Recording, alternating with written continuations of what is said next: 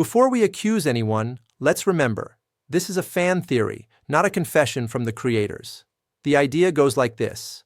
Those tiny blue Smurfs aren't just cute stereotypes. They're actually a full set of the 7 deadly sins wearing white hats.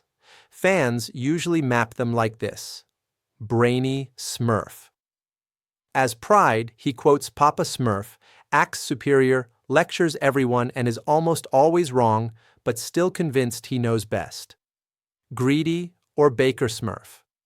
As Gluttony, obsessed with food, sweets, and overeating.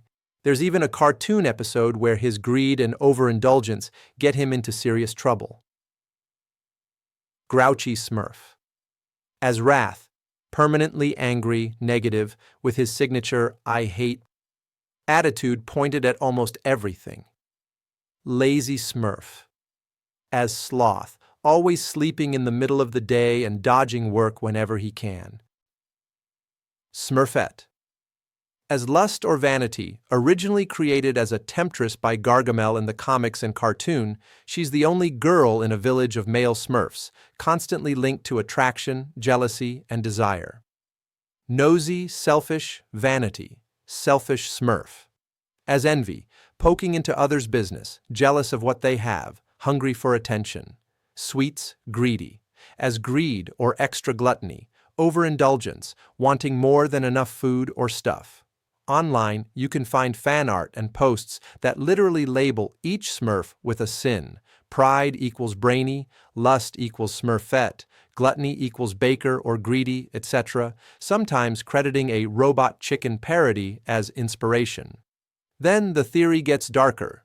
Some articles argue that Papa Smurf, with his red hat and red clothes, plus a pentagram-like star carved on his chair in some art, is really a devil figure.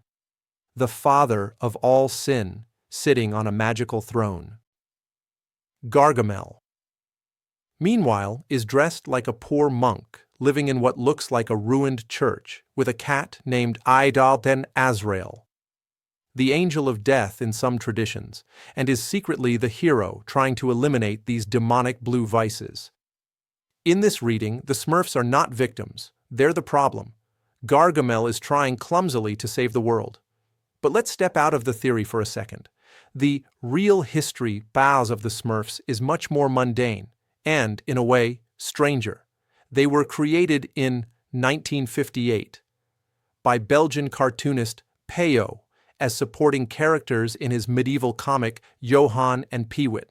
The name Strumpf came from a silly moment at dinner when he forgot the word for salt and said, "Pass me the strumpf" to a friend. The joke stuck and became a whole language. Visually, Peyo's wife suggested blue skin and white hats so they'd stand out in the forest. Only their leader, Papa Smurf, got a red outfit and a beard.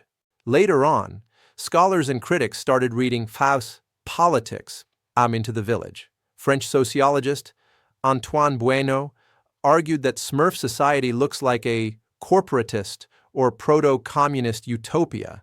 No money, everyone works for the collective good, private property and ambition cause chaos, as seen in the story King Smurf, where democratic ambition turns one Smurf into a dictator. Others have gone further into conspiracy territory, linking the Smurfs to Satanism because of pentacle shapes, occult-looking magic, and the red leader figure, pointing out that Smurfette is the only female among 99 males and reading that as symbolic or disturbing, suggesting Gargamel is stylized like a caricatured monk or even an anti-Semitic stereotype, and that his name and Azrael's name are religious clues. So where does that leave the 7 deadly sins idea? Here's the honest answer. The mapping of specific Smurfs to specific sins is fan-made, not something Peyo ever stated.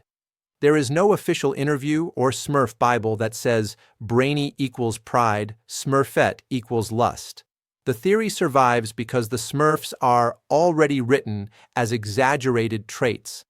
Each one is basically one personality turned up to 11. Brainy the know-it-all, lazy the sleeper, greedy the eater, grouchy the hater. That makes it very easy to overlay the medieval sin system on top. So you could say, as strict canon? No, the Smurfs are not officially the seven deadly sins. As symbolic readings or dark fan lore, yes, they fit surprisingly well into that template. The real question is not, did Peyo plan this? There's no evidence he did. The real question is, why do we keep wanting to believe that our childhood cartoons secretly contain hidden religious or occult codes? Maybe because it makes the world feel less random. Or because it's fun to put adult lenses, theology, politics, conspiracy, on something that was drawn to simply entertain kids. In the end, the seven deadly Smurfs say as much about Smurfs as they do about them. Tell me in the comments, do you see this as clever, symbolic reading, or just people projecting sin onto a blue mushroom commune?